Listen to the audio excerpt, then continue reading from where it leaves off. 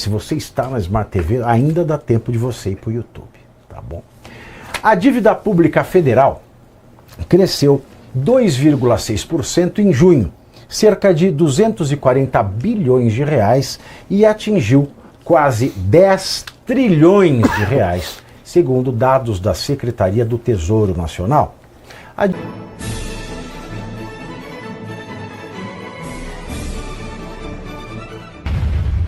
Se você está na Smart TV, ainda dá tempo de você ir para o YouTube, tá bom?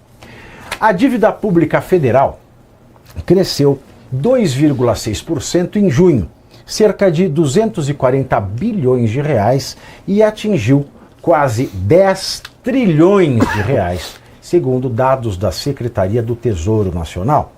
A dívida pública federal é a contraída pelo Tesouro Nacional para financiar o déficit orçamentário do governo federal, ou seja, para pagar as despesas do governo acima da arrecadação com impostos e contribuições.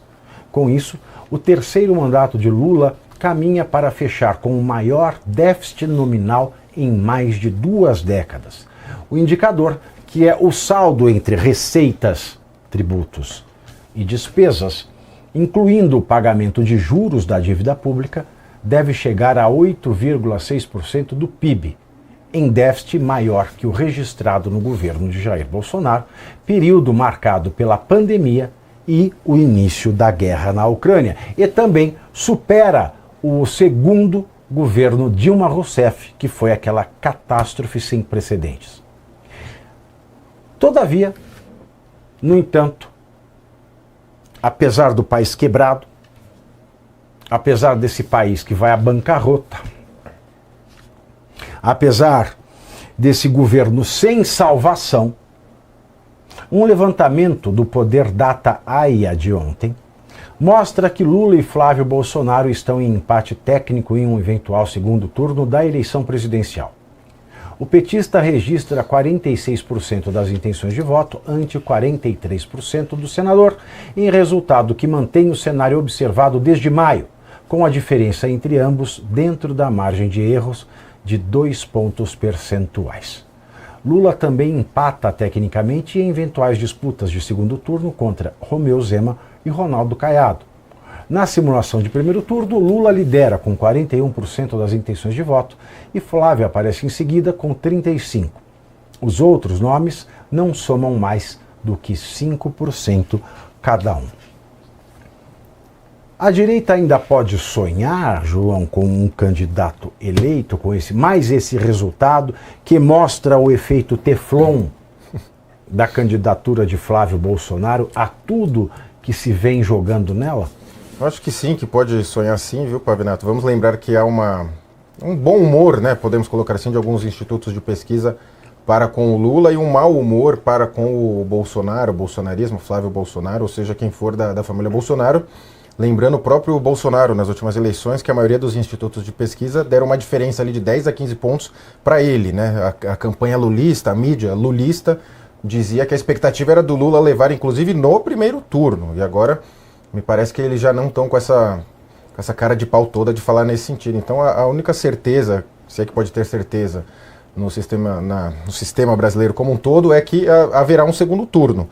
E o Lula, me parece que ele está no teto. Todas as pesquisas dão a entender que o Lula chegou no seu teto. Ele estagnou. Estagnou, que não tem mais para onde crescer. E isso já com muita boa vontade, né? Lembrando que a campanha está começando, né? Está pegando fogo agora e vai surgir muito fogo amigo, né? Muita notícia falsa, né? Graças a Deus temos o TSE e a Justiça Eleitoral para nos proteger. Justiça Eleitoral, muito obrigado. Então vão ter poucas notícias falsas, mas assim, vão ter muitos ataques, né? Então certamente do Flávio vão pegar qualquer coisa do filme, né? De outros assuntos, do Vorcaro, vão requentar, falar todo instante. E tem muita gente que tem má vontade mesmo com o Bolsonaro, com o bolsonarismo. Vai ser um duelo de rejeição, me parece, Pavinato. Quem tiver menos rejeição. E lembrando que o Lula, as notícias dizem que ele tende a fugir dos debates do primeiro turno, né? Que é até uma prática lamentável, mas muito comum na política brasileira. A pessoa que está em primeiro nas pesquisas dá uma escapadinha ali do debate de primeiro turno, imaginando que ela só tem a perder, né? Que ela vai sofrer um desgaste pelos demais. Seria importante que o Lula fosse E que fosse mas ele não vai, reais. não. Inclusive, ele falou ontem, solta aí a sonora alemã, ele falando que não vai. Não vou, não. Eu estou vendo o quadro eleitoral. Certo. Sabe? Eu estou vendo o quadro eleitoral. Eu não sei quantos candidatos vão ter ainda. Por enquanto tem uns 5, 6, né? Eu, como presidente da República, não vou para debate para ouvir bobagem. Não, claro que não. Não vou. Depois que já tiver tudo organizado. Eu quero saber o seguinte, eu quero saber qual é o nível do debate. Sim. Qual é o nível do debate?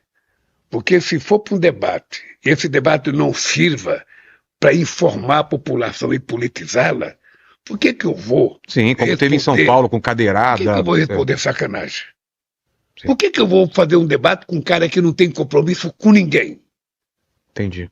Esses dias no Ceará, um cara foi candidato a prefeito, ele quase ganha. Sabe qual era o mote da campanha dele?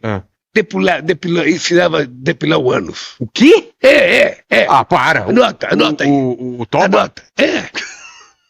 Você acha que eu vou para um debate com nível de gente desse jeito? Quem está assistindo a gente, sabe? Pode ser uma mulher. Sim. Pode ser uma velha. Pode ser um velhinho. Não, com certeza. Pode ser todo uma mundo. Criança. Todo mundo. Então, se você não tiver uma relação de respeito... Não, tem que ter regras firmes. Por que eu vou me subordinar a isso? Mas teremos. Eu sou otimista. O cara querer crescer... Você veja que eu nunca me recusei para debate. Sim. Nunca me recusei. Lembre de grandes debates. Eu não vou me prestar a dar colher de chá para quem não merece. Não vou. É muito engraçado. Eu nunca me recusei para debate. Bicho, ontem ele se recusou a ir para debate. E o pior é, desculpa, eu sou muito amigo do Vilela, mas que vergonha, isso não é entrevista. Isso não é entrevista, Vilela. Que porcaria, que papel de trouxa você foi fazer no Palácio do Planalto. Eu não vou para debate. Ele, não, é claro que não. Numa entrevista você pergunta por que você não vai ao debate. Não dá razão para a resposta. Aí o Lula mete uma mentira que todo mundo sabe que é mentira. Nunca me recusei. Aí ele fala assim. Você valida a mentira, você vira mentiroso. Não vou mais à inteligência artificial. Com todo o respeito que tem você, mas não vou mais. Não vou. Não vou. É uma vergonha. Aí o Lula, ele falou aí de um episódio do André Fernandes, que foi candidato a prefeito de Fortaleza. Do PL. O André Fernandes, quando ele era adolescente, a molecada hoje quer ser influenciadora. Ele era adolescente, ele fez um tutorial disso. Ele era adolescente, nem lidava com política ainda. Mas ele cresceu, ele se tornou um bom político, tem sido um dos melhores parlamentares que o Congresso já viu, tem mais coragem que muita gente, o que é melhor. Tudo bem você ser adolescente e falar bobagem na internet, o duro é ter filho bandido. O duro é ser pai bandido, ter filho bandido. E um outro que bate em mulher. Não vamos esquecer do seu outro filho que bate na mulher. E que chama a tua mulher de puta. Então não vem falar. E o André Fernandes não é candidato a presidente. Então para que esse ébrio, esse apedeuto, esse lixo de barba, vem invocar um episódio desse? Se quem não tem compromisso com a audiência é Vossa Excremência, que foi a todos os debates da última eleição sem levar uma proposta e foi eleito. E por falar em eleição ainda, eu quero trazer mais esse dado aqui, senhores. Vou passar de volta. Terminou o vídeo, mas agora começa a parte que realmente importa. Entender o que está acontecendo nos bastidores da política brasileira. Todos os dias, às 7h30 da noite, 19h30, eu entro ao vivo no canal do Metrópolis no YouTube para analisar os fatos do dia, os discursos, as decisões e os impactos de cada movimento em Brasília, com convidados especiais, debate e análise direta. Pavinato 76, ao vivo, no canal do Metrópolis, no YouTube.